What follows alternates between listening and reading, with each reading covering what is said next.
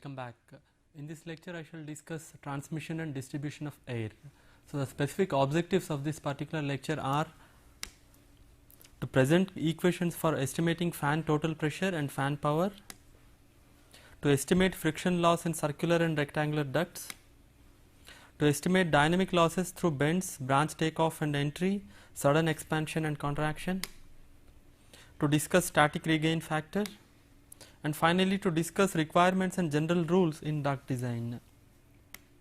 At the end of the lecture you should be able to estimate fan total pressure and fan power from friction and dynamic losses, estimate friction loss in circular and rectangular ducts, estimate dynamic losses through bends, branch takeoff and entry, sudden expansion and contraction, explain the concept of static regain factor, and finally list the requirements and general rules to be followed in air conditioning duct design. So, let me give a brief introduction. An air handling unit, commonly called as AHU, transmits air from the plant to the conditioned space and distributes it within the conditioned space. So, this plays a major role in any air conditioning system, the AHU.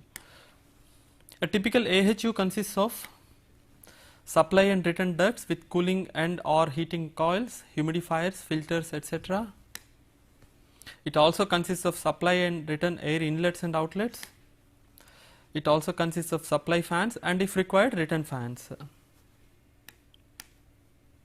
In an AHU, air is transmitted through various ducts and other components with the help of fans. So, we need fans to distribute and transmit the air. Since the fan motor consumes a large amount of power and the duct system occupies considerable building space, the design of air transmission system is an important step in the complete design of air conditioning systems. In order to design the system for transmission of air, it is important to understand the fundamentals of fluid flow. Basically, here the fluid means air through ducts and various components of the duct. So, let us look at the fundamental equations. These aspects I have discussed while discussing the fundamentals of fluid flow. Okay, so I assume that you still remember those things. So, straight away I go to the governing equation, which is called as modified Bernoulli equation. You must remember the assumptions under which the Bernoulli equation is valid. Okay, so from for real fluids with finite viscosity, the modified Bernoulli's equation gives the head loss between any 2 points in the duct. Okay, any 2 points 1 and 2, the head loss is given by this equation. P1 by rho z plus V1 square by 2z plus Z1 is equal to P2 by rho z plus V2 square by rho z 2z plus Z2 plus HL, where HL is the head loss. Here all the units, for example, this if you remember is known as static head, this is your velocity head, this is head due to elevation. Okay. Similarly, this is the static head at point 2, this is the velocity head at point 2, this is the head due to elevation at point 2, and HL is the loss, okay, as the fluid flows from one point to the other. And here we call it head, if you remember, because all these parameters have units of length. Okay, that means everything is in meters if you are using SI units. And to overcome the head loss, a fan is required, because you can see that there is a loss of head because of the viscosity. So, if you want the fluid to flow, then a fan is required. And when you use the fan, you have to put in some work input, and the required power input to the fan is given by this equation. W subscript fan is equal to Q dot air into FTP divided by eta fan, where this is the power input in, let us say, watts, and Q dot air is the volumetric flow rate of air in meter cube per second, and FTP is what is known as fan total pressure in pascals, and eta subscript fan is the efficiency of the fan. So, if we know the volumetric flow rate of air, and if you can estimate the fan total pressure FTP, and if you also know the efficiency of the fan, then you can find out what is the total power requirement to run the fan. Okay, so this is one of the important objectives, because you have to finally select a fan, and you also have to find out how much power is required to run the fan. Okay, because you have to select a suitable fan motor. Okay. So, what is this FTP? How do we find FTP? The fan total pressure FTP is given by this equation. FTP is equal to P2 minus P1, that is the static pressure difference between point 2 and 1, okay, plus rho Vt square minus V1 square by 2z. This is nothing but the velocity pressure, difference of velocity pressure between point 2 and 1, and finally difference of elevation pressure between point 2 and 1. In most of the air conditioning calculations, this parameter is negligible. Okay, only in special cases this may have some effect, otherwise it is normally negligible. Okay, so basically we have to deal with the change in velocity pressure, change in static pressure, and finally the head loss. Okay, pressure loss due to friction and other factors. If in the duct, if let us say that the initial inlet static pressure is same as the outlet static pressure, then this becomes 0 because P2 is equal to P1, and if you are using a uniform cross section duct, then V1 will be equal to V2. If air is behaving as an incompressible fluid, then this factor also becomes 0. Then you find that the fan total pressure is nothing but the pressure drop due to friction and due to other factors. Okay, so to find out FTP, ultimately you have to find out the head loss. Okay, so that is what is mentioned here.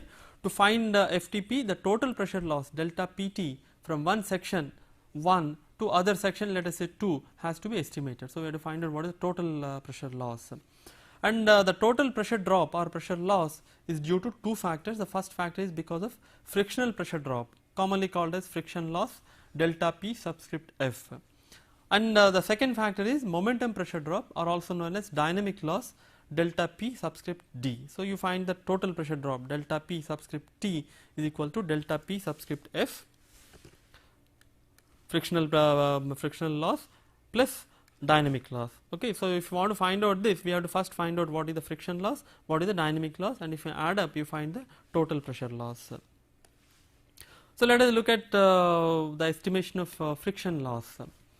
Frictional pressure drop in ducts is commonly given by this Darcy-Weisbach equation. This equation relates the frictional pressure drop delta P subscript F with the velocity pressure rho V square by 2, friction factor F, length of the duct L, and diameter of the duct D. Okay, if you are using a circular duct, then this is the diameter of the duct. If you are using a non-circular duct, we have to use an equivalent or hydraulic diameter. Okay, so here V is the velocity of the air, rho is the density, and F, as I said, is the friction factor. Okay, and for turbulent flows, the friction factor can be evaluated using Colebrook and White equation. Of course, you can use several equations depending upon the type of flow. So most of the time in air conditioning ducts, the airflow is of turbulent in nature. Okay, so you have to use correlations for turbulent flow. Okay, for turbulent flow there are several correlations. In fact, I have discussed these correlations while discussing the fundamentals of fluid flow. Okay, so the most popular equation is what is known as Colebrook and White equation. That is what is given here. Okay, so you can see the Colebrook and White equation where F is the friction factor, Ks is the surface roughness of the duct and D is the diameter of the duct, and Re subscript D is nothing but the Reynolds number based on the diameter. So if you know the Reynolds number and if you know the surface roughness, you can find out what is the friction factor. Obviously Reynolds number depends upon the flow rate, diameter, density, viscosity, etc. So you know the definition of that.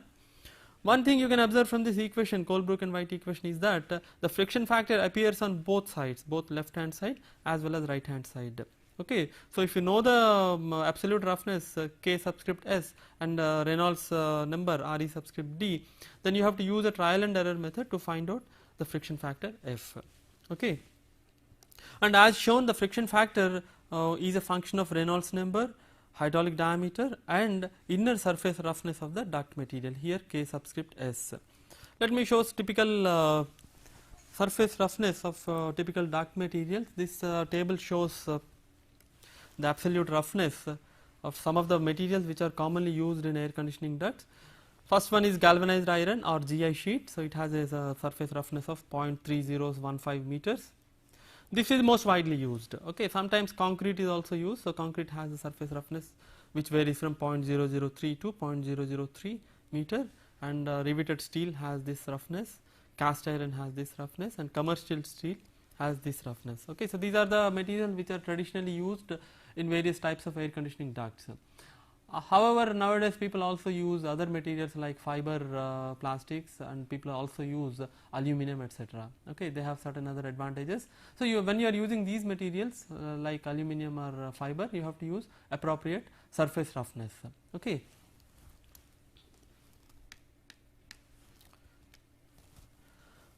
Now, what is done normally is, as I said, the GI sheet is most widely used. So, taking GI sheet as a duct material and properties of air at 20 degree centigrade and 1 atmosphere pressure, the frictional pressure drop in a circular duct is expressed by the following equation.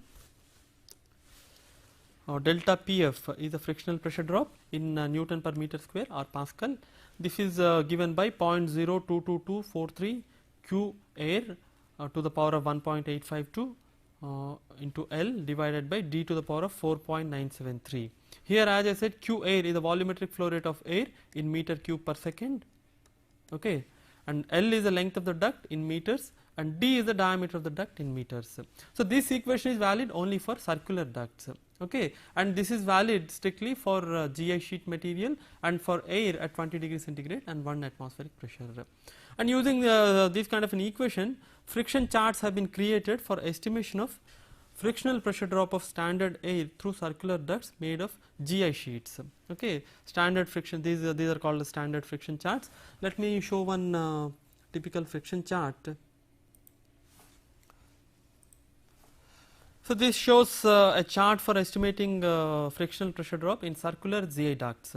Here on the x axis you have pressure loss per unit length, that is delta Pf by L, okay, pressure drop per unit length, and on the y axis you have the flow rate in meter cube per second, okay, and you also have constant duct diameter lines. These are the duct diameter lines, for example 0.35, 0.3, 0.25, these are all the duct diameters. You also have the velocity, constant velocity lines. These are the constant velocity lines, okay.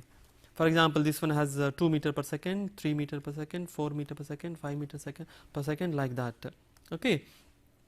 So, using these friction chart, standard friction chart, you can find out the required parameters if any two parameters are known, any two parameters out of flow rate, duct diameter and pressure loss. For example, let us say that I would like to design a duct for a flow rate of 0.2 meter cube per second, and I would like to have a frictional pressure drop of 3 Pascal per minute. Okay, so that means I am fixing the frictional pressure loss per unit length, and I am also fixing the flow rate. Then you can see that you have to choose these two lines. If you draw a vertical line like this and a horizontal line like this, they intersect at this point, and at this point the required diameter is 0.2 meters.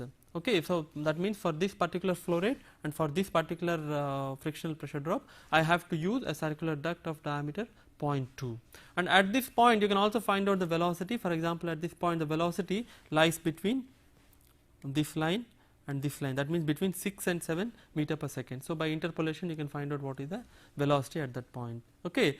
You can also do this problem in a different way. Let us say that you are fixing the diameter of the duct and you fix the flow rate, then you can find out what is the frictional pressure loss. Okay. So, if you know any two out of these three, you can find out the third parameter. So, this is very useful and it is very commonly used in air conditioning duct design.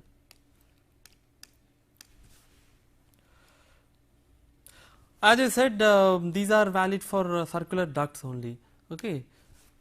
And for air at standard conditions, what happens if air is not at standard condition? As I said, the friction chart is valid for air at 20 degree centigrade and at 1 atmospheric pressure, but you may have a condition where the air is not at 20 degree centigrade, but it is at some other temperature, let us say 10 degree centigrade, and the pressure is not atmospheric but something else, okay.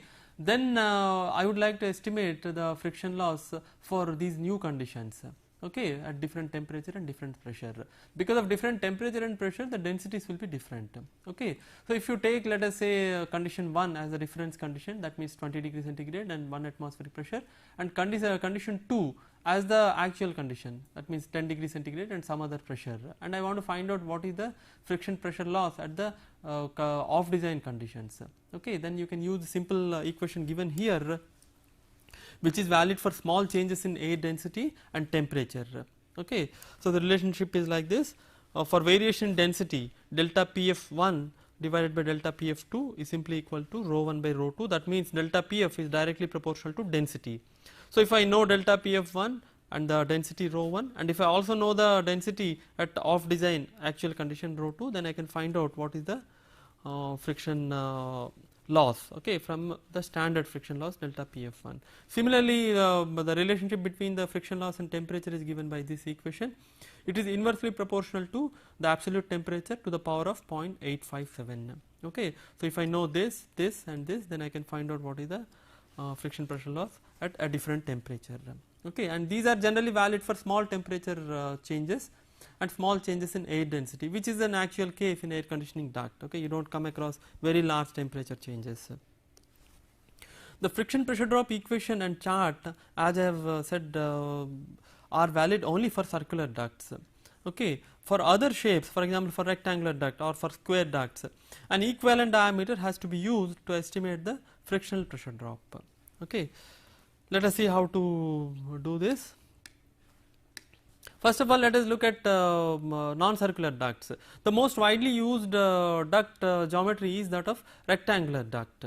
Okay, why rectangular duct is most widely used? Because these ducts are preferred as they occupy less space, because they match with the building. For example, you have a flat roof, then a rectangular duct matches with the flat roof better than a circular duct.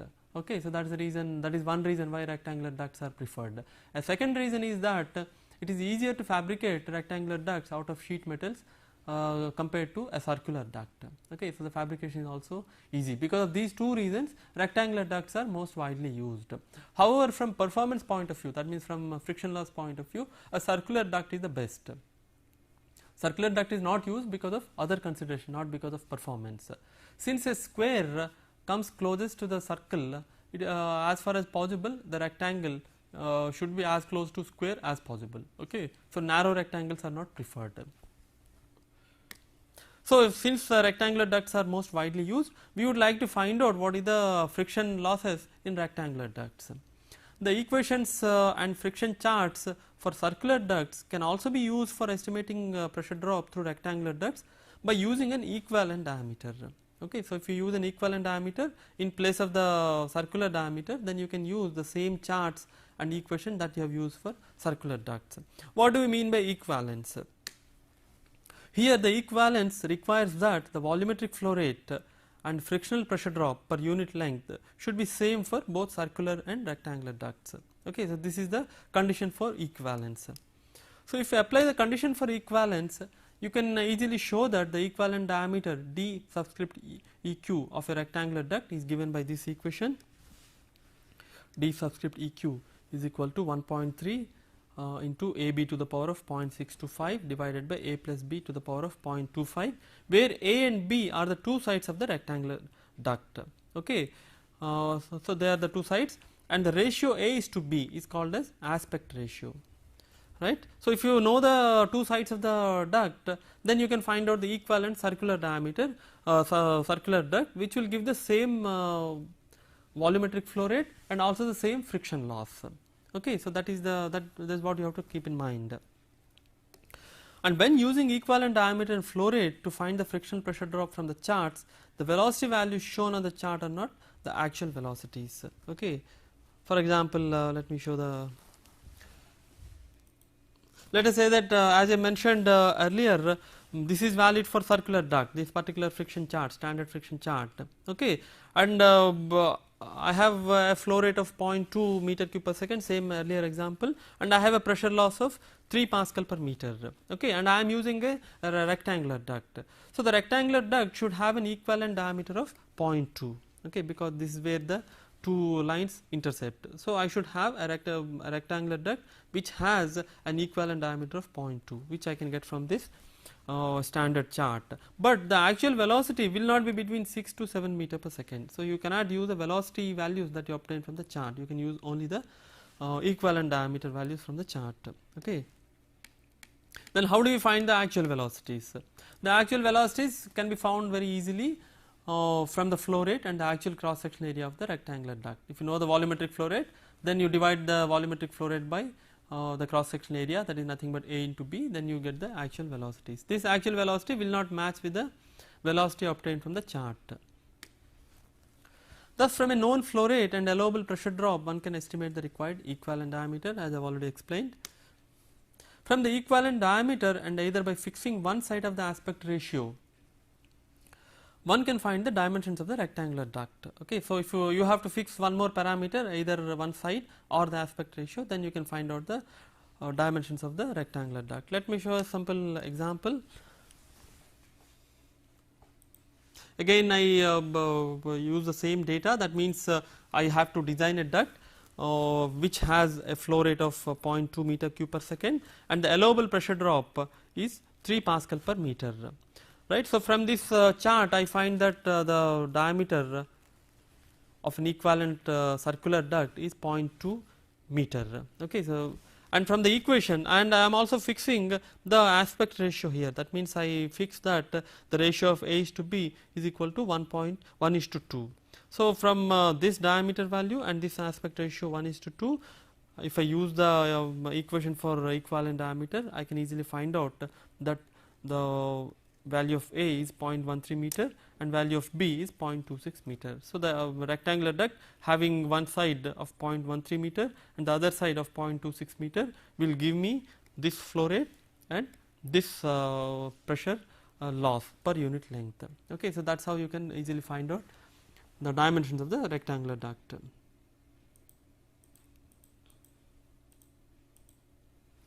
And as I have already mentioned, the aspect ratio should be as close to 1 as possible for better performance. Okay.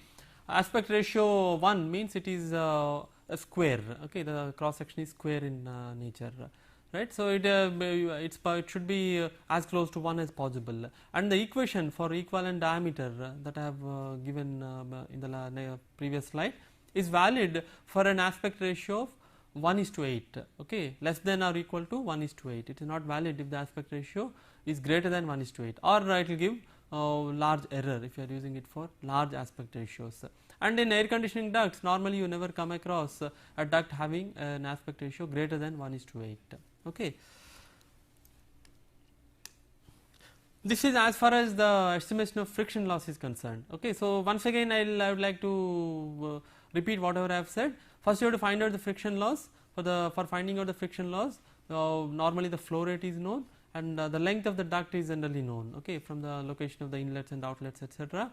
Then if you are using a circular duct, straight away you can use the friction chart or the equation, and you can find out what is the frictional pressure drop per unit length. Okay. So, if you know the length, then you can find out what is the total friction pressure drop.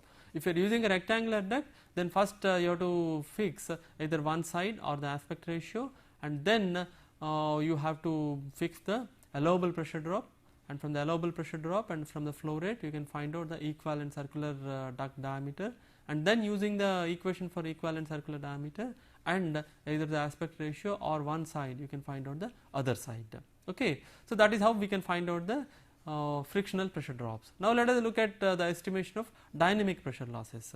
First of all, where do you encounter dynamic pressure losses? Dynamic pressure loss takes place as air flows through various fittings, bends, etc. In a typical air conditioning duct, we use a large number of fittings, bends, etc. For example, you may have to bend the duct by 90 degrees, by 60 degrees, by 30 degrees, depending upon the construction of the building and depending upon the duct layout. Okay, so air has to take a turn, right, whenever there are bends. In addition to the bends, you may have to enlarge the duct at some points. You may have to reduce the cross section area of the duct at some other points. Okay. So, that means air also undergoes expansion or contraction, okay, because of the change in the cross section area of the ducts. So, in these enlargements or contractions and in the bends, the air undergoes additional losses. Okay. These losses are known as dynamic losses, and these are also known as momentum losses, because here the pressure loss is because of the change of the momentum. Okay. Momentum changes because air either changes its velocity or changes its direction. Okay. And normally the fittings, for example bends, sudden enlargements or contractions, etc., are short in length, because you rarely the length of these fittings exceed 1 meter. Since the length is small, you find that the pressure loss in these fittings is mainly due to momentum change and not because of frictional losses. Okay. That means major pressure loss is because of momentum, not because of friction. And in turbulent flows, it is observed that the dynamic loss is proportional to square of actually velocity pressure or square of velocity. So, that is given by this expression here. This is the dynamic pressure drop or dynamic loss, which is proportional to velocity pressure rho v square by 2. okay, and the proportionality constant K is known as dynamic pressure loss coefficient, right. So, if you know the dynamic pressure loss coefficient, and if you also know the velocity pressure, then we can easily estimate the dynamic loss. Of course, the major problem or major task is to estimate the dynamic pressure loss coefficient, okay. So, once you estimate that, you can find out the dynamic loss.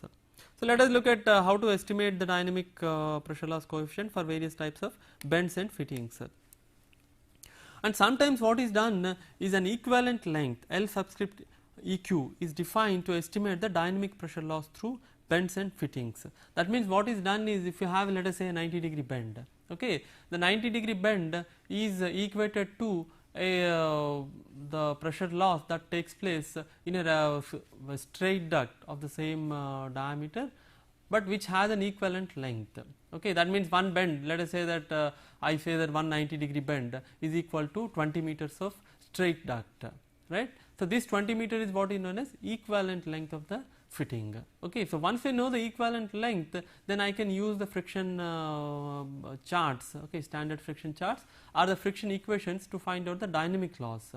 Okay, that means I am expressing the dynamic loss in terms of a friction loss by using an equivalent length. The equivalent length obviously depends upon the momentum change and dynamic loss due to momentum change, etc. Okay, that is shown here in this equation. The dynamic pressure loss is then obtained from the equivalent length and the frictional pressure drop equation or friction chart. For example, the dynamic pressure loss, which is actually given by K into rho v square by 2, and it is expressed as F into L equivalent divided by D equivalent multiplied by your velocity pressure rho v square by 2. So, you can see that from these two equations, the dynamic loss coefficient K is equal to friction factor multiplied by the equivalent length divided by the D equivalent length. So, if somehow if I know what is the equivalent length, then I can use the friction charts to estimate the pressure drop due to dynamic losses also. Okay. Now, let us look at some individual fittings and bends and see how to estimate the dynamic pressure loss. First, let us look at the most common type of bend, that is known as 90-degree turn. So, dynamic pressure drop due to turns, bends or elbows, sometimes it is also called as elbows. And as I said, the most common type of bend is used as is the 90-degree bend. Okay, so this is what is shown here. So, this is called as a 90-degree bend because this angle, okay, this is 90 degrees. So, air enters like this, okay, then it takes a turn, a 90-degree turn, and leaves the duct like this. Okay, so you have to, for example, I have a duct, okay, and I have to suddenly change the dimension or direction of the duct. That means air has to come like this and it has to go this way. Then I have to use this kind of a fitting here. Okay, so that air can come like this, take a turn and go this side, and this is where the dynamic pressure drop takes place because air is changing its direction. Okay, air may not be changing its velocity, but it changes its direction. Okay, and you can see from this picture that a 90-degree bend is specified in terms of the inner diameter, inner radius R1 and the outer radius R2. Okay, normally you don't have a sharp bend here, so you have to provide some radius here and some radius here. And what happens actually is that as the air takes a turn here, boundary layer separation takes place. Okay, it starts somewhere, separation starts somewhere, and boundary layer separates, and as a result you have a region, okay, where eddies are formed. Okay, because these eddies, the dynamic pressure losses take place, right. So, the pressure here will be lower than the pressure at this point, right. And here I have shown a rectangular cross section, but you can also have a circular cross section. Okay, you can have any cross section, right. This is what is known as a 90-degree turn, and we would like to find out what is the dynamic pressure loss as the air flows from point 1 to 2. Okay. And the dynamic pressure drop due to 90-degree turn is expressed by this equation, delta P. D stands for dynamic pressure loss and B stands for bend. Okay, so this is general equation. This is valid for not necessarily 90-degree turn, but it is valid for any degree turn. Okay, and CB is what is known as the dynamic loss coefficient due to the bend, right? And rho v square by 2, as you know, is the velocity pressure, V is the velocity. And for 90-degree bend, the dynamic loss coefficient CB is expressed as the aspect ratio W by H and inner and outer radii of the turn R1 and R2, and it's also available in the form of tables and graphs. Okay, so let me show a typical graph. Okay, so as I said, this is your 90-degree bend, and here the dynamic loss coefficient Phi, okay, is plotted on the y-axis, and on x-axis you have the radius ratio, that means inner radius divided by the outer radius of the bend for different aspect ratios. Aspect ratio means this W divided by H. Okay. So, what do you observe from this one? From this graph you observe that as R1 by R2 increases for a given aspect ratio, as R1 by R2 increases, the dynamic loss coefficient reduces and the pressure drop also reduces. That means you cannot have a very sharp bend here. It is better to provide as the higher radius as possible at this point. Okay, so if you increase the radius, the boundary layer separation is delayed and the eddy losses are also minimized. Okay, so the inner radius to the outer radius ratio should be as high as possible. Okay, and you can also see that for a given radius ratio, as the aspect ratio is increased, then the dynamic loss coefficient reduces. Okay, that means instead of having a large this thing, let us say that we compare two, okay, same width, different heights. Okay, so you find that this will give you less dynamic pressure drop compared to this. Okay, so that is what is obtained from this particular graph, and equations are also available for estimating the dynamic loss coefficient Cb in terms of R1 by R2 and in terms of the aspect ratio. So, as I said, the pressure loss increases as R1 by R2 decreases, and or the aspect ratio W by H decreases. Okay. So, what is normally done is normally turning vanes are installed in the bends to reduce the pressure losses. Okay. So, whenever you have sharp bends, you normally use a turning vane. So, what do you mean by a turning vane? This is a turning vane. Okay. So, instead of having an empty duct like this, they put some vanes here, so that air flows through these vanes. Okay. So, as a result of this, the dynamic pressure loss reduces. Why does the dynamic pressure drop reduces? The turning vanes reduce the dynamic pressure loss as it is equivalent to increasing the, I am sorry, this is a mistake, increasing the W by H ratio. Okay. So, the moment I am putting this one, that means I am dividing this portion into many small ducts, each having a same W but a reduced H. Okay, so you can see that W by H ratio increases because of the turning vanes. As a result, dynamic loss coefficient reduces and the pressure loss also reduces. Okay.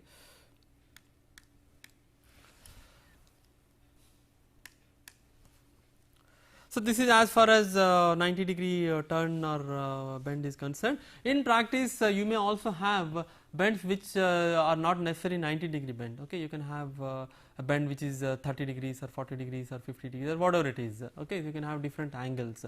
So, obviously, for these different angles, the dynamic loss coefficient Cb values will be different depending upon the angle of the bend. Okay, so ASHRAE data books and other air conditioning data books give charts for estimating dynamic pressure losses through bends as a function of the degree of the turn. Okay, that means angle of the bend, right, for different angles, 30 degrees, 45 degrees, 60 degrees, like that. Okay, so you have to refer to those data books to find the dynamic pressure drop in bends of different angles. Okay. Now let us look at branch takeoff. What do you mean by branch takeoff? These branch takeoffs are generally used for splitting the airflow. Okay, so let me show a typical branch takeoff. So this is the branch takeoff. Supply air, let us say, enters the larger ducts at this point. This is the upstream. U is for the upstream, and it flows through the duct to some extent. And at this point, I would like to split the flow. Right. That means I want to send some amount of air, let us say, to one room, and some amount of air to another room. Okay, two different rooms. So I have to obviously split the flow at this point. So whenever I have to split the flow, I have to use this kind of a fitting.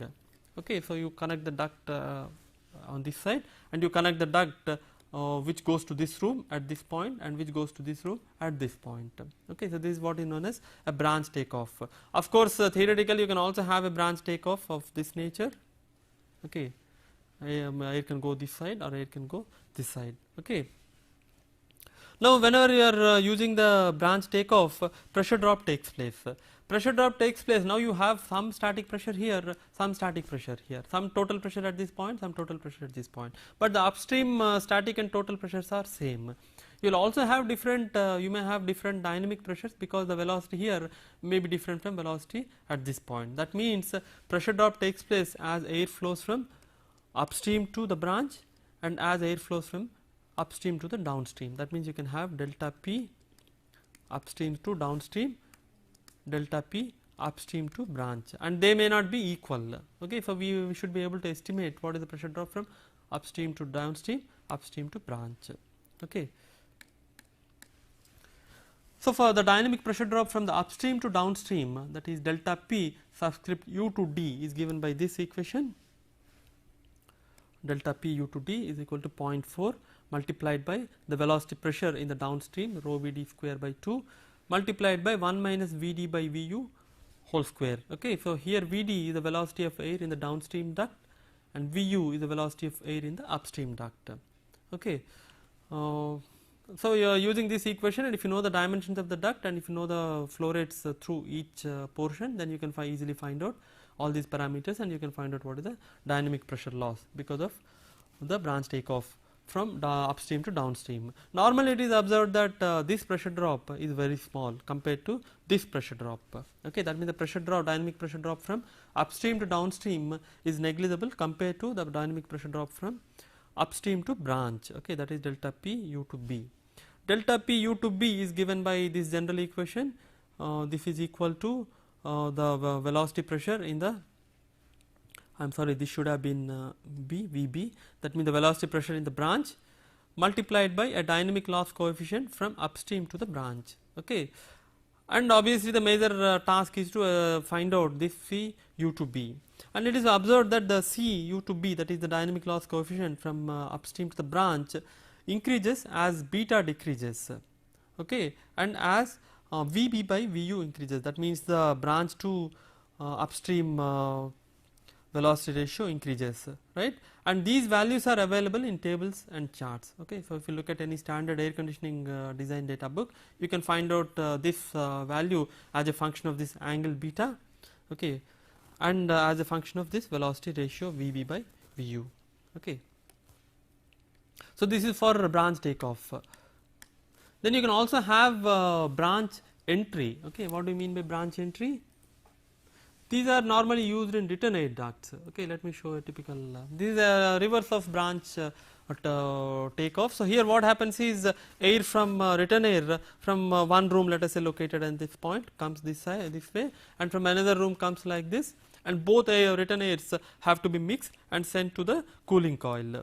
Okay, so they are used in return air duct. So air is coming in this direction, air is coming in this direction, and it is getting mixed here, and the mixed air goes to the cooling coil, right. So this is known as branch entry, and again branch entry pressure drop depends upon what is this angle beta, what is the ratio of velocity Vu by Vd from delta P from this point to this point, and what is the velocity Vb by Vd for pressure drop from branch to the downstream. Okay, now this is upstream, this is branch, and this is downstream. Okay.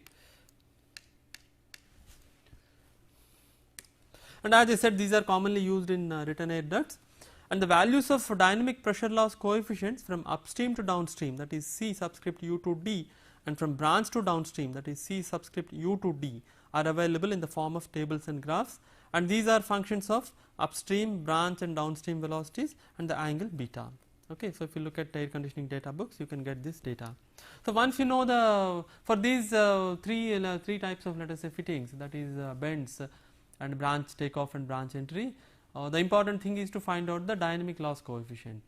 Okay, once you know the dynamic loss coefficient, and if you also know the either the velocities or the flow rates and the duct dimensions, then you can find out the dynamic pressure loss. Okay, because of the fittings, right.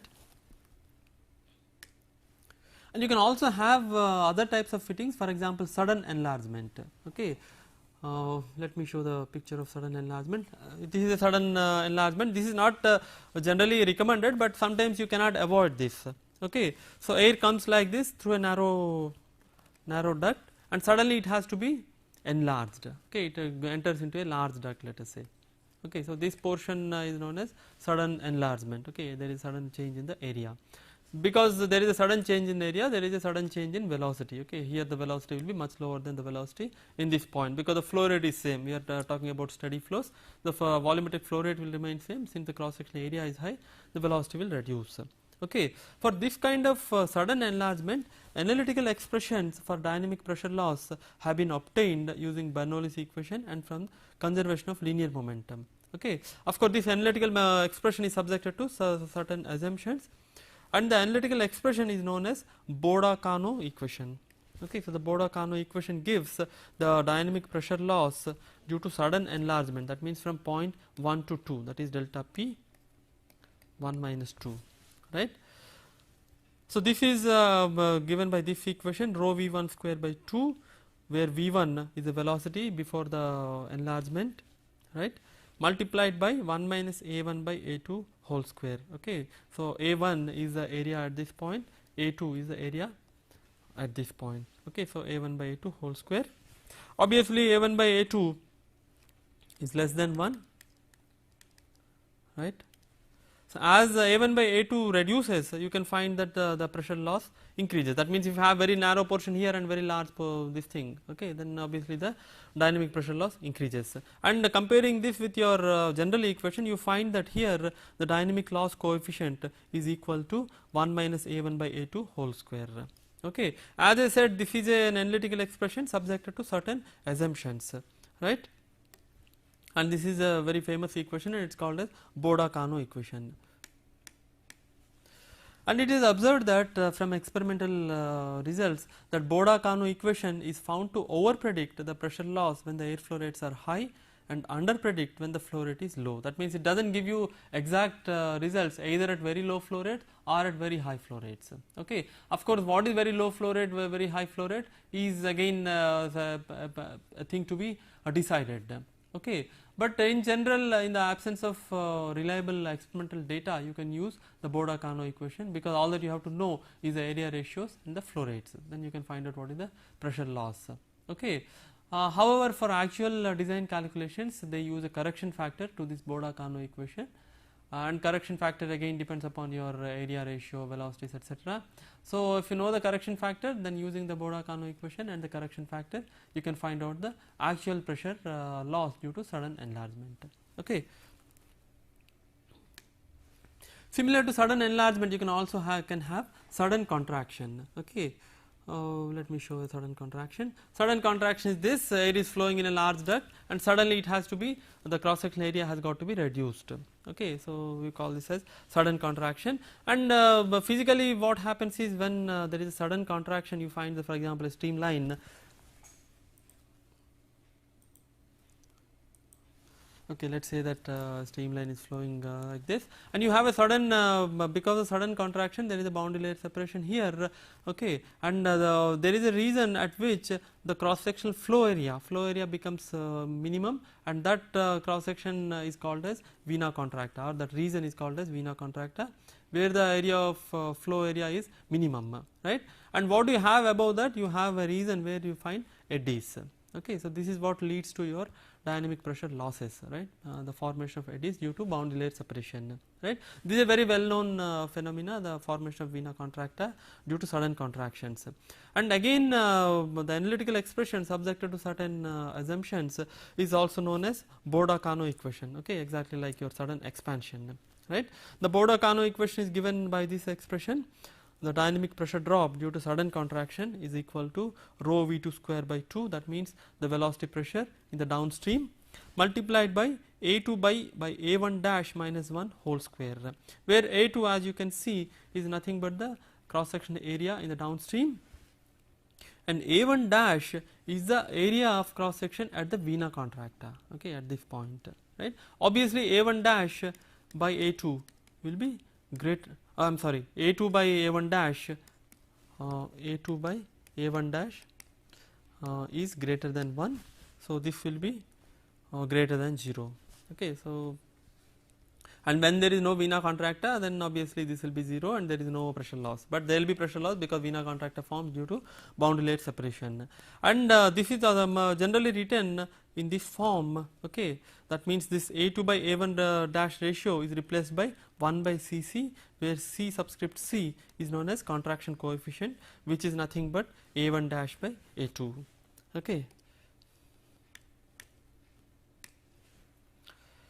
So as I said, the coefficient C subscript C is known as contraction coefficient, and it is seen to be equal to area ratio A1 dash by A2, and A1 dash is the area at vena contracta, and values of contraction coefficient are available in the form of tables and charts.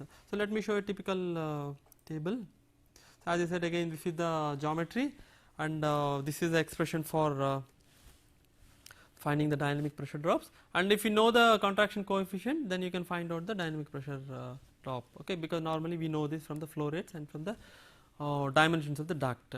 So here you can see the contraction coefficient is expressed as a function of downstream cross section area by upstream cross section area, that is A2 by A1. So you can see that when A2 by A1 is very small, okay, the contraction coefficient is very small, as a result the dynamic pressure loss will be large, okay, because the Cc is small means this is large, so the dynamic pressure loss will be large. So as the area ratio increases, obviously the contraction coefficient also increases, and in a limiting case when the area ratio is equal to 1, that means there is no contraction but it is a straight duct, the contraction coefficient is obviously equal to 1, so that this becomes 0. Okay. Again, as I said, this Boda-Kano equation is an analytical equation. If you use right value of contraction coefficient, which is obtained from experiments, then you can use the Boda-Kano equation for estimating the dynamic pressure loss due to sudden contractions. Okay. Now we may also have other miscellaneous fittings and openings, etc. For example, you can have abrupt suction openings. Okay, suction openings means, for example, you have, let us say that you have a fan and suddenly air has to flow from a fan, okay, you have the opening and suddenly it has to flow into this, okay. So you have again a fitting here, so this is known as a sudden suction opening, or you can also have a flow in this direction, okay, you have the fan sucking air in this direction, so suddenly air has to enter like this. So for this kind of sudden or abrupt suction openings, the dynamic loss coefficient K is found to be about 0.85.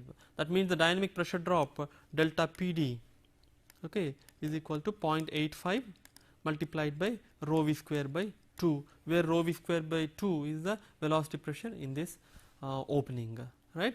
Instead of sudden this thing, if you have formed entrance, that means air enters like this, okay, not suddenly but air entrance in a formed or gradual entrance, then there is a dramatic reduction in the dynamic loss coefficient. It reduces from 0.85 to 0.03. That means the dynamic pressure losses are reduced very much. Okay, so as far as possible you must avoid this sudden entry. So you must always try to use this formed or gradual entry. Okay. So for this kind of suction openings, you can use the dynamic loss coefficients and find out the dynamic pressure drop. For discharge openings, okay, that means you have the duct, okay, you have the, let us say you have the duct and suddenly you have the conditioned space, okay, so supply air is entering like this and suddenly it is discharged here, okay. So again there is a sudden change of cross section, and here this area is very large, okay, and here you have atmospheric conditions, pressurized atmosphere and something like that. So here you can't, strictly speaking, you can't use the sudden expansion this thing, because this ratio is very large, okay. For this kind of discharge openings, the dynamic loss coefficient is found to be equal to 1, because all the kinetic energy is simply dissipated, okay. So Cb is equal to 1 for this kind of discharge openings, okay. Now the total pressure drop for AHU equipment, we have to find out the total pressure drop for AHU equipment. Total pressure drop due through various cooling and heating coils, air filters, dampers, etc. They have to be obtained from relevant manufacturer's data, because it depends very much on the specific design of this equipment. So you have to use the manufacturer's data. Now let us look at like a factor called a static regain factor. What is the static regain? Whenever there is an enlargement in cross sectional area of the duct, the velocity of air decreases and the velocity pressure is converted into static pressure. Okay. So, when you are enlarging, velocity obviously reduces because the flow rate remains same. So, velocity pressure is converted into static pressure. The increase in static pressure due to decrease in velocity pressure is known as static regain. Okay. In an ideal case with gradual enlargement, when there are no pressure losses, you find that the static regain factor is equal to 1. Okay. That means this is the case where there is a increase in cross sectional area, but this is very gradual. Okay. The area is increasing very gradually. Okay. So, gradual this thing. So, as the area is increasing, velocity reduces. So, the velocity pressure reduces in this direction. Okay. So, this is the drop in velocity pressure delta PV, okay, due to enlargement.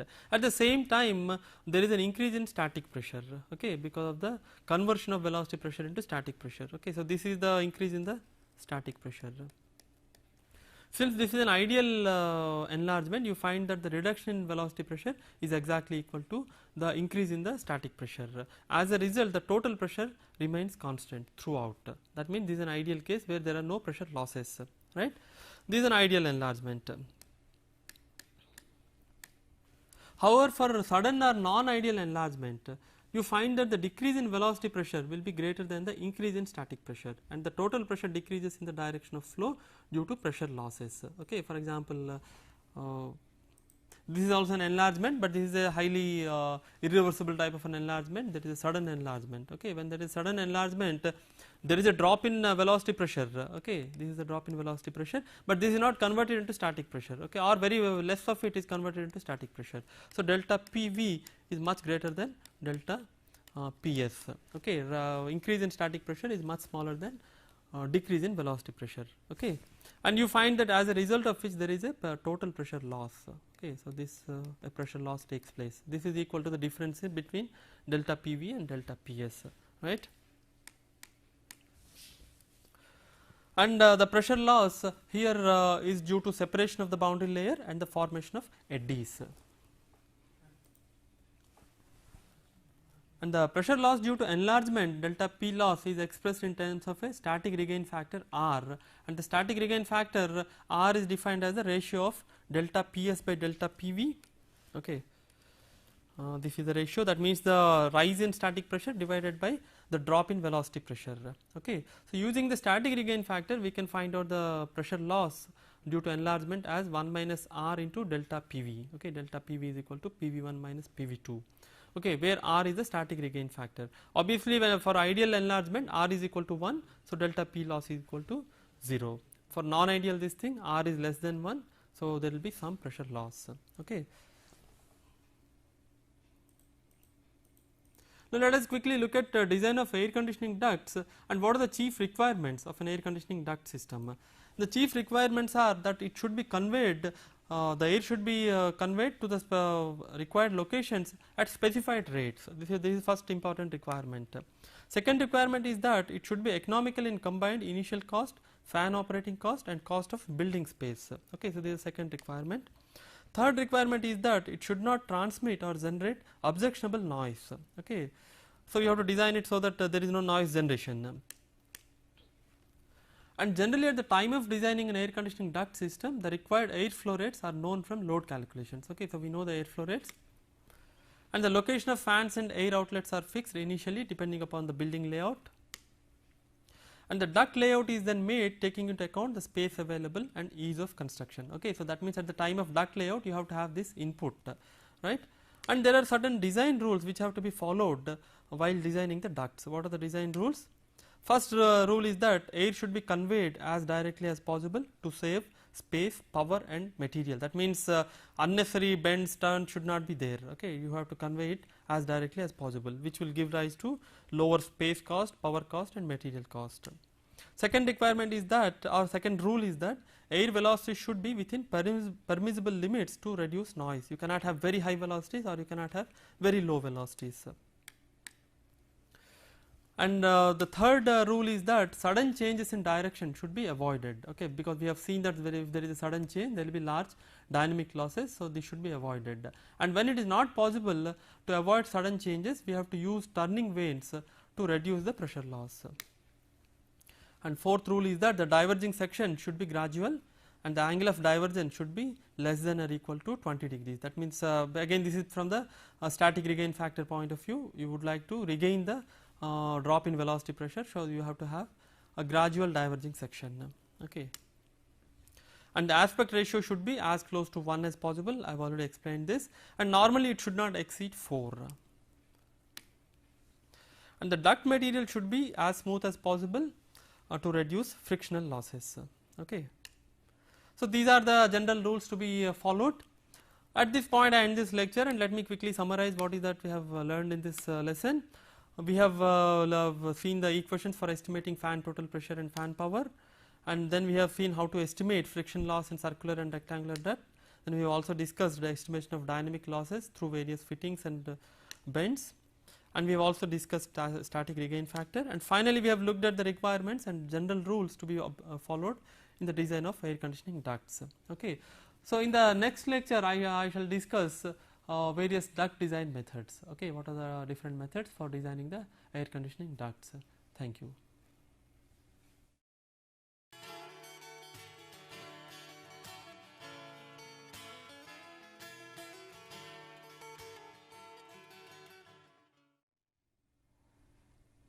Welcome back. This lecture is a continuation of my earlier lecture. In the last lecture we have discussed how to estimate frictional and dynamic losses in air conditioning ducts, and I also mentioned briefly the design rules to be followed while designing air conditioning ducts. So, the specific objectives of this particular lecture are to discuss classification of duct systems, discuss commonly used duct design methods, namely velocity method, equal friction method and static regain method, and then discuss briefly the performance of duct systems, and discuss fans and fan loss, and finally discuss briefly the interaction between fan and duct systems. And at the end of the lecture you should be able to classify duct systems, design air conditioning ducts using either velocity method or equal friction method or static regain method, then evaluate performance of duct systems, then discuss and use fan loss, finally discuss interaction between fan and duct systems. So, let us first look at classification of air conditioning duct systems, how they are classified. Based on the load on duct due to air pressure and turbulence, duct systems are classified as low pressure systems, wherein the air velocity is less than or equal to 10 meter per second, and the static pressure is less than or equal to 5 centimeters of water column. These systems are known as low pressure systems. Then you have medium pressure systems where the velocity is still less than or equal to 10 meter per second, but the static pressure is between 5 centimeter to 15 centimeter of water. Then finally you have high pressure systems where the velocity is greater than 10 meter per second and the static pressure is between 15 to 25 centimeters of water column. Okay, so this is how normally the air conditioning systems are classified. Now, what is the effect of velocities? High velocity in the ducts results in smaller ducts and hence lower initial cost and lower space requirement. Since the velocity is high, for the same flow rate we can reduce the cross sectional area. That is how you get